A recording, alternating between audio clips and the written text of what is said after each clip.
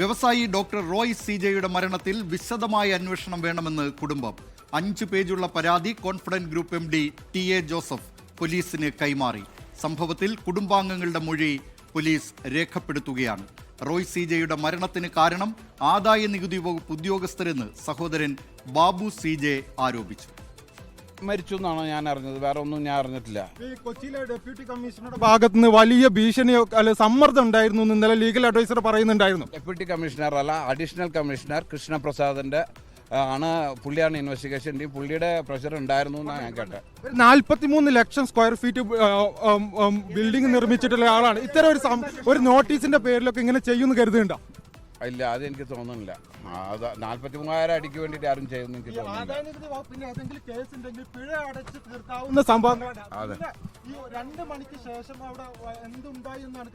അല്ല, അറിയില്ല. ഞാൻ പോയാലേ എനിക്ക് അറിയുള്ളൂ.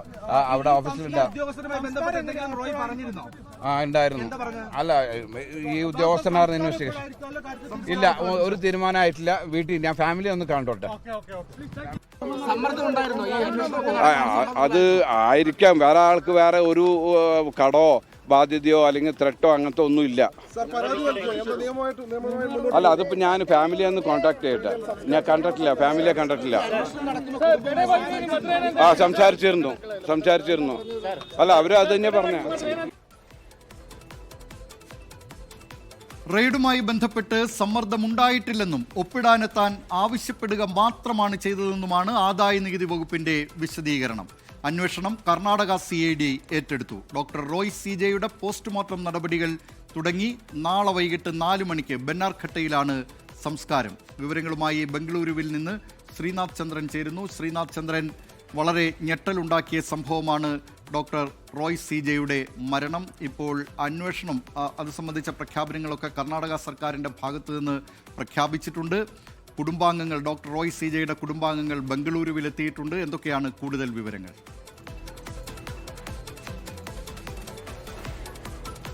ദിലീപ് കുമാർ, ഏതായാലും ഏറ്റവും ഒടുവിലെ ചില വിവരങ്ങൾ പറയാം. ഇപ്പോൾ പോസ്റ്റ്മോർട്ടം നടപടികൾ ഈ ആശുപത്രിയിൽ ബൗറിംഗ് ഹോസ്പിറ്റലിൽ ഇപ്പോൾ പുരോഗമിക്കുകയാണ്. അല്പസമയം മുമ്പാണ് കോൺഫിഡന്റ് ഗ്രൂപ്പുമായി ബന്ധപ്പെട്ട ചില പ്രതിനിധികൾ ഇവിടെ നിന്ന് ഇപ്പോൾ പുറത്തേക്ക് പോയത്. അവർ അറിയിച്ചത് ഇന്നിപ്പോൾ പോസ്റ്റ്മോർട്ടം നടപടികൾ കഴിഞ്ഞാലും മൃതദേഹം ഇവിടെ തന്നെ സൂക്ഷിക്കും. നാളെ രാവിലെ 10 മണിയോടെ ഇവിടെ നിന്ന് സഹോദരന്റെ വസതിയിലേക്ക് ആദ്യം കൊണ്ടുപോകും. അവിടെ പൊതുദർശനം ഉണ്ടാകും എന്നുള്ള വിവരം കൂടി പറയുന്നു. ഏതാണ്ട് 2 മണിവരെ പൊതുദർശനം ഉണ്ടാവും. അതിനുശേഷം വൈകിട്ട് 4 മണിയോടെയാണ് സംസ്കാര ചടങ്ങുകൾ നടക്കുക. ഇപ്പോൾ ഏറ്റവും ഒടുവിൽ നമുക്ക് മനസ്സിലാക്കാൻ കഴിയുന്നത് അദ്ദേഹത്തിന്റെ സംസ്കാരം 4 മണിക്ക് ബന്നാർഘട്ടയിലാണ് നടക്കുന്നത്. റോയിയുടെ ഉടമസ്ഥതയിലുള്ള നേച്ചർ കോൺഫിഡന്റ് കാസ്കേഡിലാണ് സംസ്കാരം നടക്കുന്നത്. അവിടെ സംസ്കരിക്കണമെന്നത് റോയിയുടെ തന്നെ ആഗ്രഹമായിരുന്നു എന്നതാണ് നമ്മൾ മനസ്സിലാക്കുന്നത്. അങ്ങനെ സംസ്കാരത്തെക്കുറിച്ചുള്ള ഏതാണ്ട് തീരുമാനം ഇപ്പോൾ കുടുംബാംഗങ്ങൾ ചേർന്ന് എടുത്തു എന്നുള്ളതാണ് ഏറ്റവും പുതിയ വിവരം. ഏതായാലും പോസ്റ്റ്മോർട്ടം നടപടി ഈ കേസിൽ വളരെ നിർണായകമാണ്. അദ്ദേഹത്തിൻ്റെത് ആത്മഹത്യ തന്നെ എന്ന് സ്ഥിരീകരിക്കുന്ന അടക്കമുള്ള കാര്യങ്ങളിൽ അത് വളരെ പ്രധാനപ്പെട്ടതാണ്. ഇന്നലെ തന്നെ ബാലിസ്റ്റിക് പരിശോധന അടക്കം അവിടെ നടന്നിരുന്നു. ഒപ്പം ഫോറൻസിക് പരിശോധനയൊക്കെ അവിടെ നടക്കുകയും അദ്ദേഹം വെടിവെച്ച പിസ്റ്റൾ അത് കസ്റ്റഡിയിൽ എടുത്തിട്ടുണ്ട്. അത് വലിയ ശബ്ദമുണ്ടാക്കാത്ത തരത്തിലുള്ള ഒരു പിസ്റ്റളാണ് ഉപയോഗിച്ചത് എന്നതാണ് പ്രാഥമികമായി ഇപ്പോൾ പുറത്തുവരുന്ന ചില വിവരങ്ങൾ.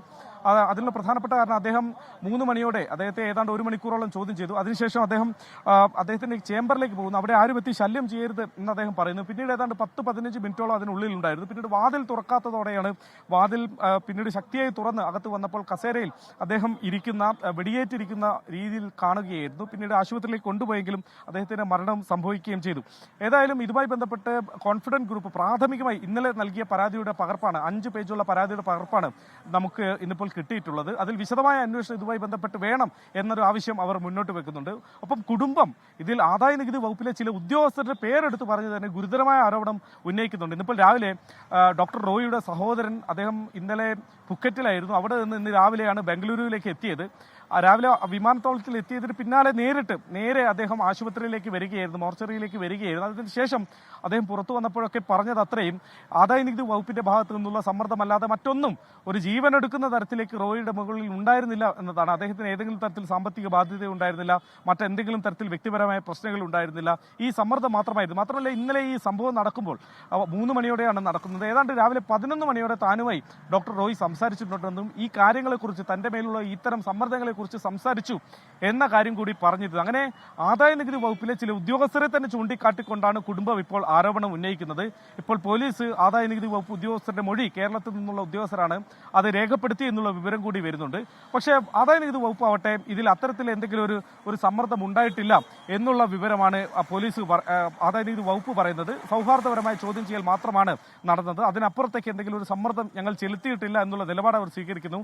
ഇതുമായി ബന്ധപ്പെട്ട ഒരു കുറിപ്പ് ഇന്ന് പുറത്തിറക്കാനുള്ള സാധ്യത കൂടിയുണ്ട്. ആദായ നികുതി വകുപ്പിന്റെ ഭാഗത്ത് അങ്ങനെ ഒരു നീക്കം കൂടി നമ്മൾ പ്രതീക്ഷിക്കുന്നു. ഏതായാലും സംസ്ഥാന സർക്കാർ അതീവ ഗൗരവത്തോടെ ഈ കേസിനെ നോക്കിക്കാണുന്നു. പല തരത്തിൽ മാനങ്ങളുള്ള കേസാണ്. ഒന്ന്, കർണാടകയിലെ പ്രധാനപ്പെട്ട വ്യവസായികളിൽ ഒരാളാണ്. കേരളത്തിൽ മാത്രമല്ല, കർണാടകയിലാണ് അദ്ദേഹം ആസ്ഥാനം ഉണ്ടായിരുന്നത്, ബംഗളൂരുവിലായിരുന്നു.